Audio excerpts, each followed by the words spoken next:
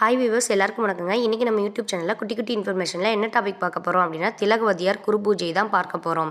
தேவாரம் மூவரில் ஒருவர் திருநாவுக்கரசர். இவரது சகோதரி திலகவதியார்.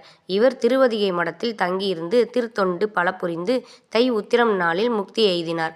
எனவே திலகவதியார் குரு பூஜை தை உத்திரம் நாளில் கொண்டாடப்படுகிறது. இந்த ஆண்டு ஜனவரி 19ஆம் தேதி வருகிறதுங்க. தாய் தந்தையரை இழந்த பின் நிச்சயிக்கப்பட்ட கணவனும் கால நாள் கொல்லப்பட்ட பின் தன் தம்பி நாவுக்கரசருக்காக உயிர் வாழ்ந்தார் திலகவதியார். திருவதிகையிலிருந்து இடைவிடாத சிவத்தொண்டு புரிந்து இறைவனை வேண்டிய வேண்டுதல்தான் திருநாவுக்கரசருக்கு அவ்வளவு பாக்கியம் கிடைக்க காரணமாக இருந்தது.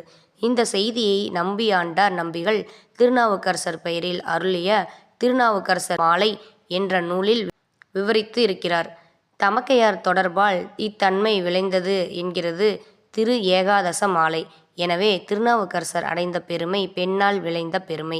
அந்த மாதரசியை 63 ஒருவராக கருதி வழிபடுவது வழக்கம். அவர் குருபூஜை நாளில் திலகவதியாரை வழிபட்டு இந்து சமயம் பெண்ணுக்கு அளித்த பெருமை நினைவு கூறுவோமாக. என்னங்க, இன்றைக்கி இந்த நிகழ்ச்சி பிடிச்சிருக்குன்னு நினைக்கிறேன். இந்த நிகழ்ச்சி பிடிச்சிருந்தால் லைக் பண்ணுங்கள், கமெண்ட் பண்ணுங்கள், ஷேர் பண்ணுங்கள். மறந்துடாதீங்க, சப்ஸ்கிரைப் பண்ணுங்கள். பாய்.